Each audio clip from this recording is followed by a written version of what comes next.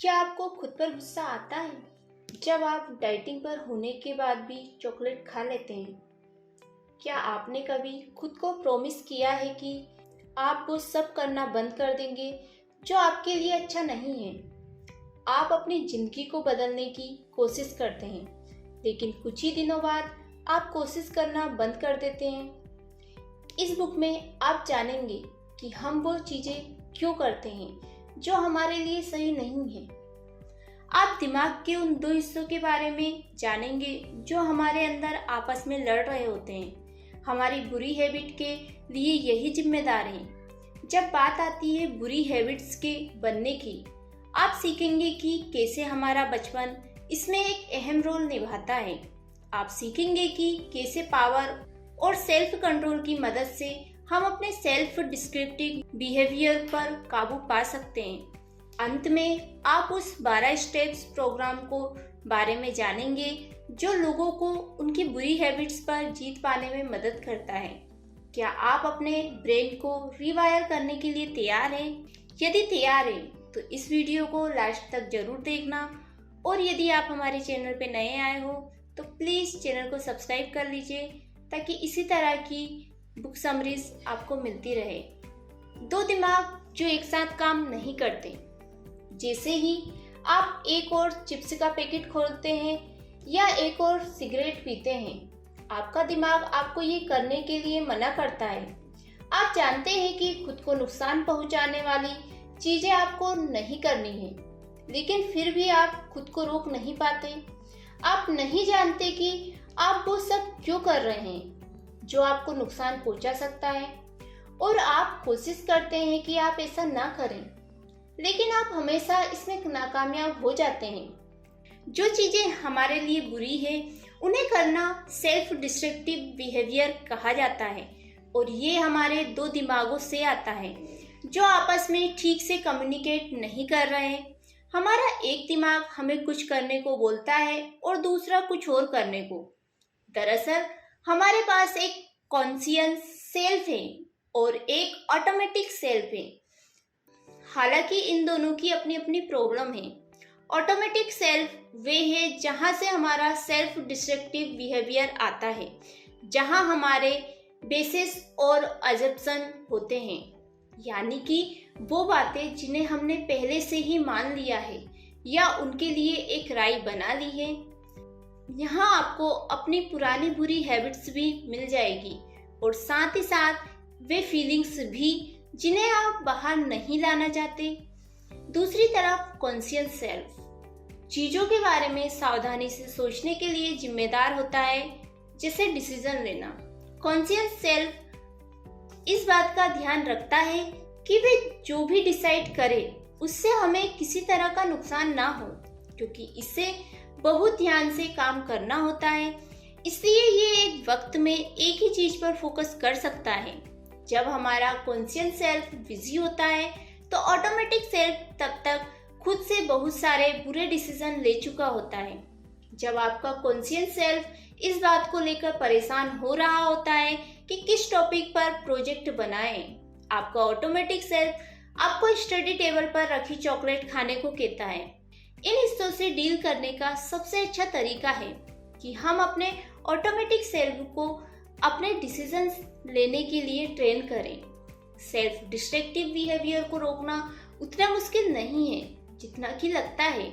बहुत सारी स्टडी हमें बताती है कि एक इंसान अपने ब्रेन का स्ट्रक्चर बदल सकता है। इसे प्लास्टिसिटी ऑफ द ब्रेन कहा जाता है। जब आप अपने सेल्फ डिस्ट्रक्टिव बिहेवियर को बदलने के तरीके सीखते हैं, आपके ब्रेन में सेल्स के बीच एक नए कनेक्शन बनने लगते हैं। फिर ये कनेक्शन आपके उन पुराने कनेक्शन में बदल जाते हैं जो आपको ज्यादा खाने, सिगरेट या शराब पीने को कहते हैं। लेकिन इस नए कनेक्शन के बनने के लिए आपको अपनी नई अच्छी हैबिट्स के साथ कंसिस्टेंस रहना होगा। जितना ज्यादा आप अपनी अच्छी हैबिट्स की प्रैक्टिस करेंगे, उन्हें ऑटोमेटिक करना उतना ही आसान होगा। आप इस बुक को पूरा पढ़ सकते हैं और उन तरीकों के बारे में जान सकते हैं जिनसे आपको अपनी सेल्फ डिस्ट्रक्टिव बिहेवियर को बदलने में मदद मिलेगी। लेकिन अगर आप अपनी अच्छी हैबिट्स को रोज और लंबे समय तक प्रैक्टिस नहीं करेंगे तो आप अपनी बुरी हैबिट्स को बिल्कुल भी नहीं बदल पाएंगे। जैसे कि पहले बताया गया है, ऑटोमेटिक सेल्फ अपना काम बिना सोचे समझे अनकॉन्शियसली करता है, यानी कि ये बिना हमारी जानकारी के ही हमारे लिए डिसीजन ले लेता है। इसका मकसद हमें खुश, कंफर्टेबल और कॉन्फिडेंट रखना है। हालांकि इसके इरादे अच्छे हैं, लेकिन ऑटोमेटिक सेल्फ हमसे भी काम करवाता है जो उस वक्त हमें खुशी देता है, पर बाद में वे हमारे लिए नुकसानदेह साबित हो सकता है। ऐसा इसलिए है क्योंकि ऑटोमेटिक सेल्फ हमारे बेस्ड अजम्पशन और कुछ चीज़ों के बारे में नॉलेज की कमी से प्रभावित होकर काम करता है। कैसे हमारा ऑटोमेटिक सेल्फ हमारे साथ गड़बड़ करता है, इस बेसिक एग्जाम्पल से जानते हैं। जब आप उन कपड़ों को पहनते हैं जिन्हें आप बिल्कुल पसंद नहीं करते, क्योंकि अंदर कहीं ना कहीं अनकॉन्शियसली लेवल पर आप चाहते हैं कि आप भी स्कूल में बाकी बच्चों की तरह दिखें और उनके बीच फिट हो सकें। शुरू में आपको खुशी होती है क्योंकि आपको लगता है कि आप उन्हीं में से एक हैं, लेकिन बाद में आपको नफरत होने लगती है क्योंकि आप कोई और होने का दिखावा कर रहे हैं। ये समझने के लिए कि ऑटोमेटिक सेल्फ की पकड़ डिस्ट्रक्टिव बिहेवियर पर इतनी स्ट्रॉन्ग क्यों होती है, उससे पहले हम अपने सोचने के तरीके के बारे में बात करते हैं। जैसे जैसे हम अपनी जिंदगी जीते जाते हैं, हम चाहते हैं कि हर चीज का कोई मतलब हो। हम पैटर्न बनाने लगते हैं ताकि जिंदगी प्रेडिक्टेबल हो सके। अगर आप अच्छे काम करेंगे तो आपको उसका अच्छा फल मिलेगा।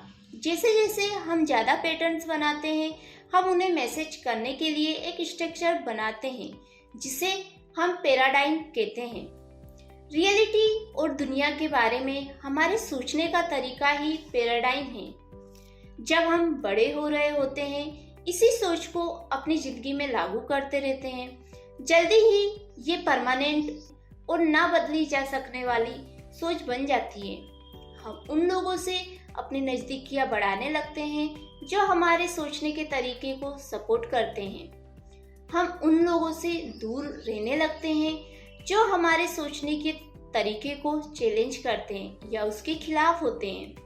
अगर कोई आदमी इस बात से सहमत नहीं है कि हर वीकेंड ड्रिंक करने में बड़ा मजा है, हम उससे दूरी बना लेते हैं। बार में जाने वाले लोग हमारे दोस्त बन जाते हैं क्योंकि हमें लगता है कि वे कूल है। हमारे परिवार वाले दोस्त हमें बताते हैं कि वे हमारी हरकतों की वजह से चिंतित हैं। हम उनकी हाँ में हाँ मिला देते हैं, लेकिन उनकी बात को नहीं सुनते हैं क्योंकि हम अपनी सोच के बारे में कॉन्शियस नहीं होते हैं। हमारे कॉन्शियस सेल्फ को हमारी प्रॉब्लमेटिक सोच की ठीक करने का मौका नहीं मिलता है। हम हर उस चीज को ब्लॉक कर देते हैं जो हमारे खुद को या दुनिया को देखने के नजरिए को चैलेंज करती है। जब हमें अपने सेल्फ डिस्ट्रक्टिव बिहेवियर के बारे में बात करनी पड़ती है, हम अपने आप को बचाने लगते हैं, हम इसे नकारने लगते हैं, बहस करते हैं या फिर टॉपिक ही बदल देते हैं। हम अपने पैराडाइम को बचाने के लिए कुछ भी करते हैं। अगर आप चाहते हैं कि आप अपने गलत पैराडाइम के बारे में अवेयर रहें, तो एक डायरी रखना अच्छी शुरुआत हो सकती है। अक्सर हम उन फैक्ट्स और इवेंट्स को नकार देते हैं जो हमारी उम्मीद के मुताबिक नहीं होते। इसका मतलब है कि हम खुद को सही मानते हैं और बाकी दुनिया को गलत। इसलिए जब आप अगली बार किसी बात को लेकर निराश हो तो इसे अपनी डायरी में नोट कर लें। सबसे पहले उस बात को लिखें जिसके होने की आपको उम्मीद थी, फिर जो असल में हुआ उसे लिखें, फिर इस बारे में जो भी आपके गलत बिलीफ से यानी सोच रहे हो उसे नोट कर लें। अपनी गलत सोच से निकाले गए नतीजों को लिखें। अंत में ये जानने की कोशिश करें कि आप क्या अलग कर सकते हैं। उदाहरण के लिए, आपको अपने स्कूल रिपोर्ट में अच्छा करने की उम्मीद थी, लेकिन असल में हुआ ये कि आप टालते रहे और जिसका परिणाम ये हुआ कि आपका काम बहुत एवरेज रहा। आपके बायस पैराडाइम ने सोचा कि आप अपनी रिपोर्ट बहुत जल्दी बना सकते हैं। फिर आप ठान लेते हैं कि अगली बार जब आपको रिपोर्ट बनानी होगी आप उसे टालेंगे नहीं और उस पर समय लेते हुए काम करना शुरू कर देंगे। बच्चे अक्सर रोकर या नखरे दिखाकर अपनी ओर ध्यान खींचते हैं। वे अपने माता पिता की अटेंशन चाहते हैं और रोना इसे पाने का एक असरदार तरीका है। नखरे करना भी एक अच्छा तरीका है अपनी मनपसंद चीज पाने का। एडल्ट जिनमें सेल्फ डिस्ट्रक्टिव बिहेवियर होता है वे अक्सर अटेंशन पाने के लिए नखरे दिखाते हैं। जरूरी नहीं कि वे मॉल के बीच में रोने या पैर पटकने लगे, लेकिन वे अटेंशन चाहते हैं। जैसे बुल फाइट में प्लेयर रेड फ्लैग दिखाकर बुल का ध्यान अपनी ओर खींचता है, वैसे ही एडल्ट लोग भी रेड फ्लैग दिखाते हैं और ऐसी चीजें करते हैं जिससे दूसरे लोगों का ध्यान उन पर आता है। जाहिर है ये सब अनकॉन्शियसली होता है, लेकिन कहीं ना कहीं जाने अनजाने ये लोग चाहते हैं कि कोई उन्हें नोटिस करे और उन्हें रोके। आमतौर पर ये लोग जो सेल्फ डिस्ट्रक्टिव बिहेवियर के जरिए अटेंशन पाना चाहते हैं, इनका बचपन सही परवरिश से नहीं गुजरा होता है। उनके माता पिता ने उन्हें सेल्फ कंट्रोल के बारे में नहीं सिखाया होता है, इसलिए वे ऐसी हरकतें करते हैं। शायद उनके माता पिता ने उन्हें कभी सही राह नहीं दिखाई होगी और उनके इस बिहेवियर को बढ़ावा दिया होगा। दूसरा कारण हो सकता है कि उन्हें लगता हो कि उनके माता पिता ने उन्हें छोड़ दिया है, क्योंकि उनके बचपन में प्यार, गाइडेंस और रिस्पेक्ट की कमी रही, इसलिए उन्हें लग सकता है कि वे दूसरों से कमतर हैं। वे दूसरे लोगों से प्यार पाने की कोशिश करते हैं, लेकिन उन्हें वो प्यार नहीं मिल पाता। यही निराशा सेल्फ डिस्ट्रक्टिव बिहेवियर के रूप में बाहर आती है। फिर वे खुद को नुकसान पहुंचाने वाला कोई काम करते हैं, इस उम्मीद में कि कोई उसे ये करने से मना करेगा। यही एक अच्छे माता पिता करते हैं, राइट? लेकिन अगर कोई उन्हें रोकने की कोशिश करता भी है, वे अक्सर उनकी बात नहीं मानते। सेल्फ डिस्ट्रक्टिव बिहेवियर होने के अलावा इन लोगों के रिलेशनशिप भी अच्छे नहीं होते हैं। आत्महत्या करना, खुद को चोट पहुंचाना, शराब या ड्रग्स की लत पर, ये कुछ बिहेवियर है जो अटेंशन पाने वाले लोगों में हो सकते हैं। ये रेड फ्लैग वेवर्स अटेंशन पाने की कोशिश करते रहते हैं, लेकिन वे डरते हैं कि शायद उन्हें नकार दिया जाएगा। उन्हें पहले भी रिजेक्ट किया गया था जब वे बच्चे थे, अब ऐसा क्या अलग हो जाएगा? इसलिए वे खुद को दूसरों को नुकसान पहुंचाकर लोगों की अटेंशन को मैनिपुलेट करते हैं। लेकिन इन रेड फ्लैग वेवर्स को कभी संतोष नहीं मिलता, क्योंकि वे जानते हैं कि ये अटेंशन उन्होंने गलत तरीके से पाई है। इन लोगों को चाहिए कि वे अपने आप को अच्छे से कंट्रोल करें और अपने अंदर विल पावर लाएं। असल में कोई भी जिसे एक बुरी आदत है, उसे इन दो जरूरी बातों को सीखना चाहिए। जैसे एक्सरसाइज करने से आपकी मसल्स उभर कर आती है, वैसे ही विल पावर और सेल्फ कंट्रोल को भी मजबूत बनाया जा सकता है। ये वो एबिलिटी है जो आपको पूरी हैबिट्स के वापस हावी होने से बचाती है। ये कुछ काम की टिप्स हैं। इससे पहले कि आप खुद को एक प्रॉमिस करो, ये पक्का कर लें कि आप इसे 100% लगन के साथ करेंगे। फिर अपने लिए वापस पुरानी हालत में जाना नामुमकिन बना दें। अपनी प्रोग्रेस के बारे में लोगों को बताते रहें। अगर आप उन्हें इसके बारे में बताना बंद करेंगे तो वे खुद आपके बारे में जानने लाएंगे। दूसरा तरीका है ऑनलाइन जाकर एक चैरिटी ढूंढना। आप अपना क्रेडिट कार्ड उस चैरिटी से लिंक कर दें और जब भी आप अपनी पुरानी आदत में वापस जाएंगे तब एक ऑटोमेटिक ट्रांजैक्शन से आपके कार्ड में से पैसे कट जाएंगे। अपने गोल तक पहुंचने को और इंस्पायरिंग बनाने के लिए आप एक डोनेशन किसी पॉलिटिशियन या ऐसी जगह पर दे सकते हैं जहां पैसा खर्च करने से आपको सख्त नफरत हो। अपनी विल पावर को मजबूत बनाने का दूसरा तरीका है उन चीज़ों को अवॉइड करना जो आपको ट्रिगर करती है। ये छोटी छोटी चीज़ें हो सकती है, जैसे अगर आपको ड्रिंकिंग की प्रॉब्लम है तो घर जाते वक्त रास्ते में पड़ने वाले बार को अवॉइड करें। एक और तरीका है बुरी संगत को दूर रखने का। बियर पीने के लिए हाँ बोलना बहुत आसान है, तब जब आपके रेगुलर ड्रिंक करने वाले दोस्त हो।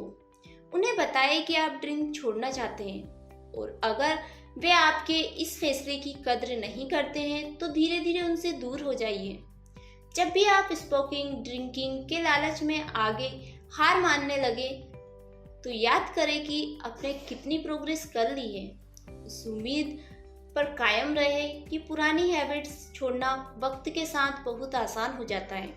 मानसिक और शारीरिक रूप से अपने आप को तैयार करें, और इसमें महीनों का वक्त लगने वाला है, लेकिन इस बात से अपना मनोबल गिरने मत दीजिए। हर दिन जो आप अपने गोल्स को पाने में लगा देते हैं, वे आपको एक बुरी आदत छोड़ने के लिए करीब ले जाते हैं। तो आई होप ये बुक समरी आपको ज़रूर पसंद आई होगी। पसंद आई हो तो लाइक और शेयर कीजिए। मिलती हूँ आपको मैं नेक्स्ट बुक समरीज में। तब तक के लिए बाय बाय, टेक केयर।